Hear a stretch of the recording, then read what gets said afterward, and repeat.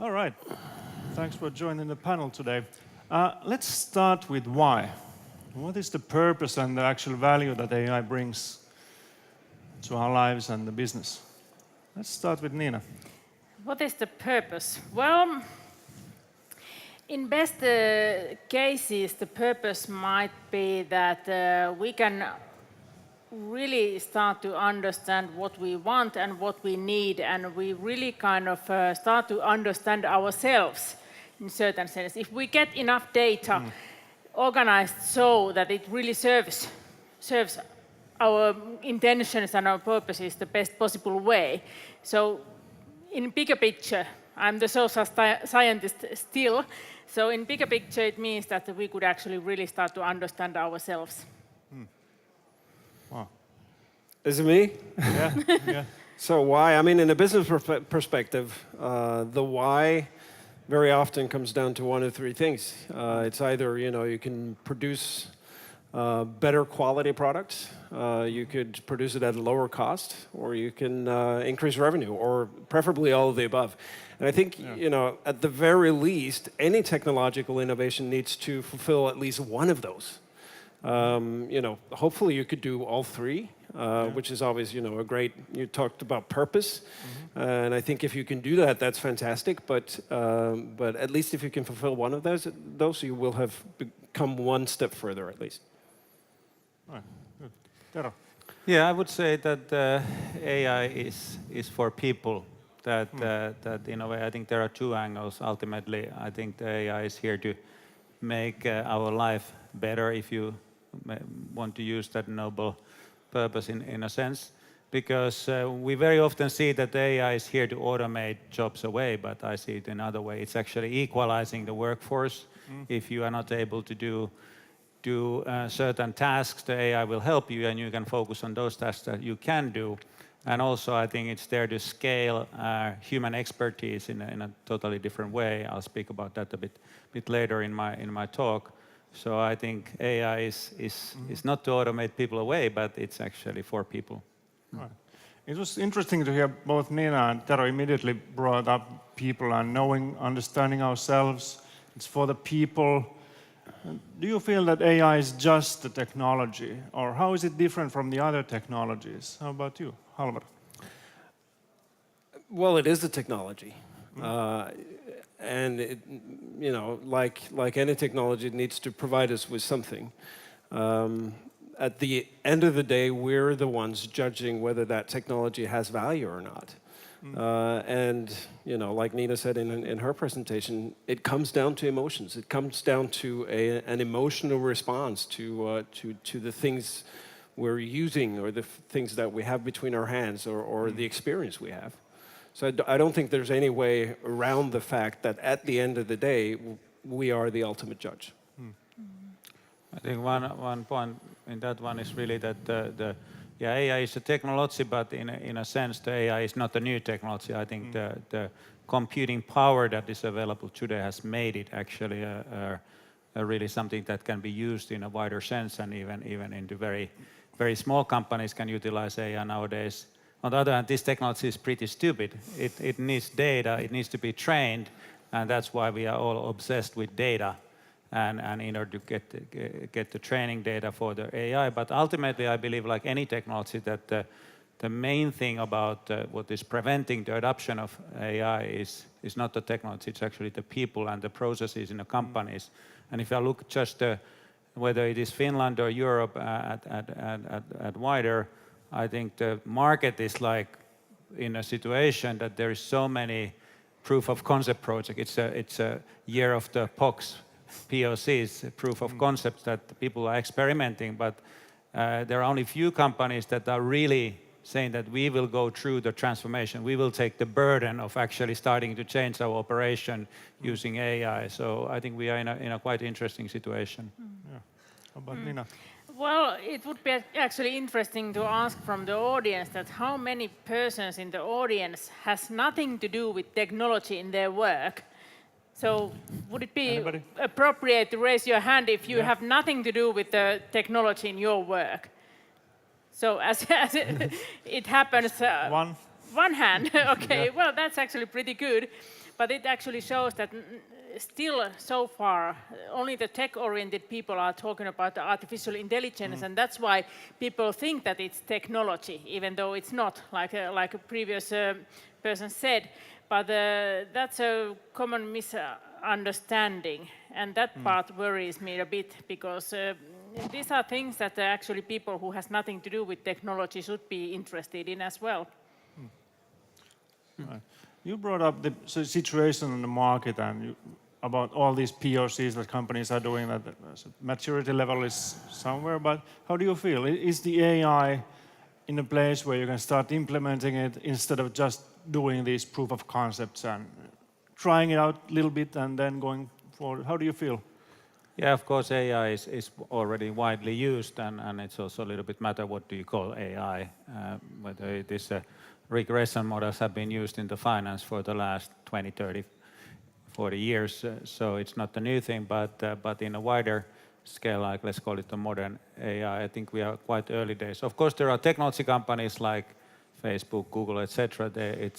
And many others who they have AI algorithms and it's widely used. On the other hand, if you look at other segments, for example, industrial corporations, I think we are in a very, very early days, because the IoT sensor data is just starting to become available in a way that you are able to operate. And also I think operate AI with that and start to use it. And also technologies like digital twins, I think it's quite interesting to see that if you think about any big machines or whether it is a big mine or something else, a paper mill, when you create a digital twin, you are able to actually start to develop the controlling technologies in a much freer way, because it would be hard to apply, for example, reinforcement learning, so trial and error AI in a real factory. But with digital twin, you can use it. And in that sense, I see that especially industrial sector is now, from the POCs, I see that 2019 is hopefully like you are starting to see already larger deployments. Right. At least that's the hope. Yeah. How about Nina? In Kela, you are working with not the machines, but the people. Yeah, we actually are. But we are actually working with the machines as well, since even though the business itself, it's not an IT, but Kela is an IT company in that sense that if IT stops working, nothing happens there. We can't even go outside because the doors are locked with the IT. So in that sense, we are an IT company, and we are trying out artificial intelligence as well. We are doing some proof of concepts in that area too. And I'm actually taking the idea of the digital twin, because it's really kind of super cool stuff, really in baby steps still. But as most of you know, Kela knows quite a lot about Finns. We have Omakanta and that kind of services, which means that all your health information is there. So putting some kind of, in future maybe, some kind of digital twin in that context, it might be actually quite interesting, but we are not there yet. Yeah. But taking baby steps. It's a digital Finn. Yeah, that might be the kind of new service name then. Yeah. It's a digital win. Just launch here. Keep it in memory. I'll remember that. Yeah. We were talking about emotion just now, and I was thinking that to be able to have emotion in play, you need a level of trust to be able to feel comfortable with sharing your emotion. And how does that work when we are talking about AI? So what is the role of trust here? Can we bring in emotion? No, I think trust is hugely important, because depending on the different applications that we use AI for, you have to look at the consequences of a mistake being made. Self-driving cars, a great example. Yeah. And in that example, you need absolute trust. It needs to do the job better than you can. And that's kind of the requirement we have. And if it doesn't, someone will die. And this is kind of, that you have to analyze the consequences of doing that. Now, applying AI to sort of less severe applications, it's obviously a much lower barrier. I was talking about cost cutting. In our industry, media and entertainment, there's a lot of manual work going down that we could and are using AI for. But it doesn't, if it doesn't work, we'll manually go in and fix it like we always do. So that's kind of, you can experiment with a lot of things that isn't going to really have any consequence. But trust is huge, and especially in the sense, like with airplanes are capable essentially of flying themselves. We still want those, not one guy in front of them, but two, just in case. Yeah, maybe just to continue on that one, that I think trust is a big issue, and I think related to AI use and taking it into use in the organization, I think it's critical that people trust AI in order for them to use it, whether if you are predicting something, for example, in predicting maintenance, a machine will break down in next 6 hours. Do you believe that one or not? And how does the operator react? And in that sense, I think one of the emerging topics in the AI is the interpretability.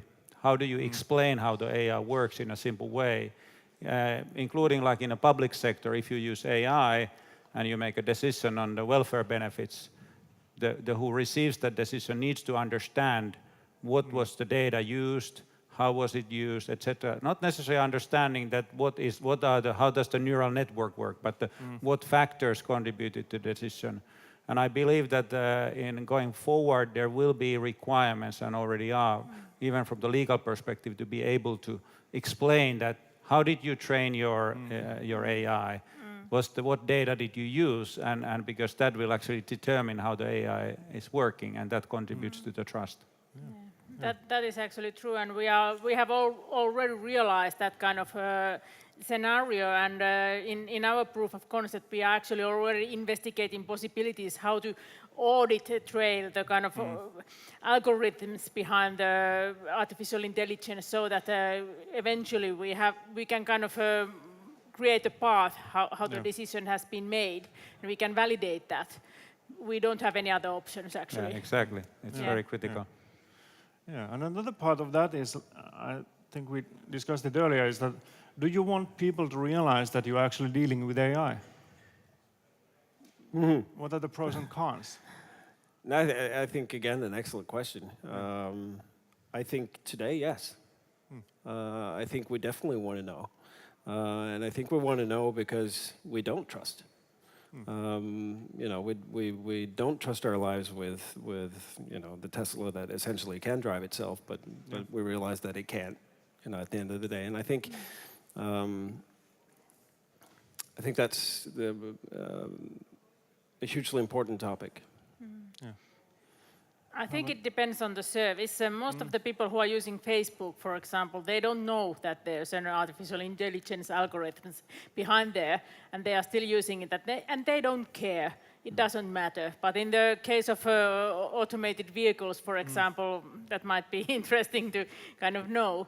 Most of the boats and planes, like you mentioned, they are already automated, and people doesn't understand and know that actually the captains are not using their hands driving those vehicles. But there might be, some of people might actually be devastated if they would know that the captains actually are sitting their hands behind their heads or something. Yeah, very true. But it depends.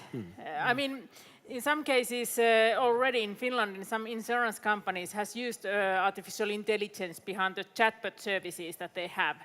And when people realized that that chatbot actually wasn't human, it was a machine, they started to ask questions like, what is the purpose of life, and is there life after death, etc. And the most clever one, actually, they trained some clever answers to the chatbots, how to answer these kind of questions, and it was a huge hit. People actually were really interested in talking to the machine because they realized that it can sort of make a joke in certain sense. Yeah.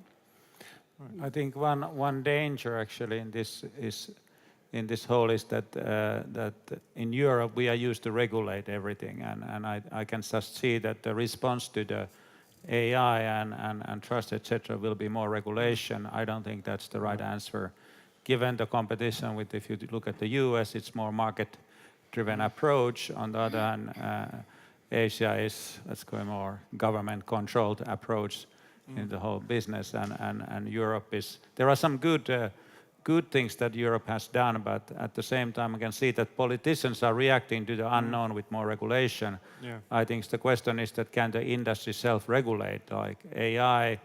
You don't actually need to necessarily tell that this is AI specifically, but you need to explain how systems work without people not necessarily diving into how neural network or genetic algorithms work. Yeah. I don't think that's necessary. Yeah, that's an interesting topic regarding the risks related to AI. So how do you feel, what are the sort of risks and how to mitigate? Is it regulation? Is that the right way? Or is it education? Or how do we mitigate this?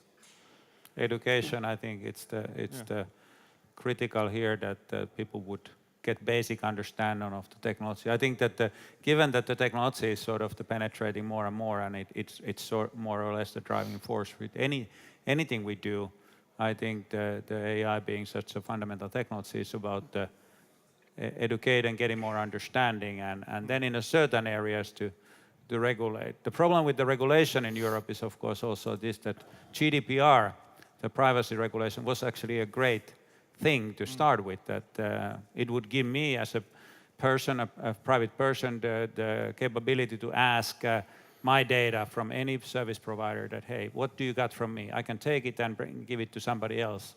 I think in that sense I could actually help some other companies to train their AI with the data that was collected by somebody else. In practice it's not working like this because the GDPR is interpreted in so many different ways and mainly actually focusing on what emails can you get from what service providers. Yeah.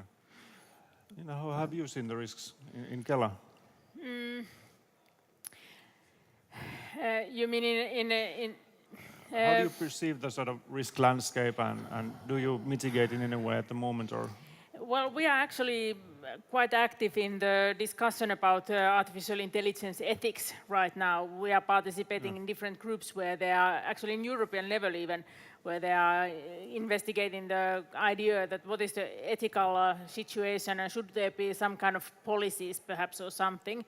And I also believe in the education in that sense that you might have to understand something that, I mean, basic stuff, not the technological part, but what is the kind of system, how it works, and what is the idea behind there. It should be in the elementary school already, some kind of course around that kind of stuff, at least in future. But there possibly might be needed some kind of regulation, but I'm a bit worried that now that we don't understand the scheme so well, we might be too eager to make regulation that actually doesn't serve the purpose, and it might go to the wrong direction and lead us somewhere where we don't want to go. So that's why I'm a little bit cautious. But we have, since we are government office and we have realized our own responsibility in the area, so we are part of the discussion right now, what to do with the issue. I think education is a huge part of this, and I want to just draw a parallel because as a parent, you know, I remember the only thing that I personally hadn't dealt with as a child, you know, for my kids, and where I really couldn't give much advice was not on drugs, because we all grew up with that, and we grew up with sex, and we grew up with alcohol, and you know, all of those sort of perils of youth. The one thing that we didn't have, or at least I didn't have in my childhood, was social media. And social media is obviously one of these really scary things because you look at your kids and you want to protect them and you go, oh, how are we going to deal with this? But I think education actually has worked really well. How schools have, like you said, you know, it's been part of the elementary education. What are your responsibilities? You know, there's a little bit of regulation, but that's not the solution here. The solution is on people's attitudes and approach to this. And I think if we integrate that at an early enough stage, it becomes part of our decision pattern and our kids' decision pattern. And I think it's worked well for social media. Right. Now, looking at all of you, I know that you're probably further than anybody in the audience on AI, like how you have worked with it and implemented it. Now, looking back 2 years from this point and taking all that knowledge and how you first approached AI when you started maybe getting to know it and introduced yourself to the area and started working with it, what would you now do differently? If you were, with all this knowledge that you now have through practicality, what would you do differently? What would be your approach, or how would you start? That's actually interesting questions because almost exactly 2 years ago I started as a leader of the D9 team in State Treasury. And when we started 2 years ago, pretty much there already was a minor buzz around artificial intelligence, but not much. And no experimenting or no proof of concept or anything in the government business 2 years ago, nothing pretty much. Yeah. And now everybody is buzzing about it. So the past 2 years has been kind of, if there would be a Gartner, actually there is, but I'm not sure whether it's concerned only in Finland, but if there would be a hype cycle around artificial intelligence in Finland, the past 2 years has been like this. So it's a really heavy hype right now. And what I would do differently is that I would have started the experimentation a little bit earlier and a little bit kind of with less buzz and a little bit more concern about what is the purpose and what we actually are doing right now. But on the other hand, there's not much harm done by doing it like this. Yeah. My understanding is that right now in different areas in governmental services, there are like maybe 20 or 30 different experimentations or investigations ongoing around artificial intelligence right now. So quite a lot happening actually. Halvor. Well, first of all, you're giving me way too much credit. You know, I don't agree with you that I know more about AI than the audience. But on the topic of doing things differently, I don't think that we would have changed that much, to be honest with you. And I think the reason is that, first of all, for what I just said, I don't think that we are, as a company, necessarily on the forefront of this. Starting earlier, I think, is kind of just human instinct. You know, wow, this works. We should have done it 2 years ago. But our applications of this is it's very specific to some of the specific challenges we face with our technology. That they're not life-changing. They basically just enhance the work process. They enhance the workflow. They cut costs. They cut production time. And so for us, obviously, we could have started earlier. But aside from that, I think our approach has been, reasonably good. How about Tero? Yeah, if you look at Google Trends and on the word tekoäly, the Finnish word for AI, I think it's February 2017 when it spikes and has stayed actually level. What happened 2017 February was the Prime Minister's AI seminar that I was part of organizing, and I think we should have had it 4 years earlier, not 2 years ago or 1.5 years ago, because I think the question about earlier that there wasn't enough discussion on AI. Okay, now we can argue that there's a little bit too much discussion on AI, but at the same time, I very much agree that starting experimentation earlier, getting the learnings, because in the AI, the one who starts to accumulate the learning with true learning system, using data and generating more data will be the winner. So hopefully Finland is a winner with that in that respect. All right. Thanks, guys. So if you didn't get it, to summarize, you can do stuff already. It's about emotion, the people, getting to know yourself, getting to trust the machine, maybe, or not.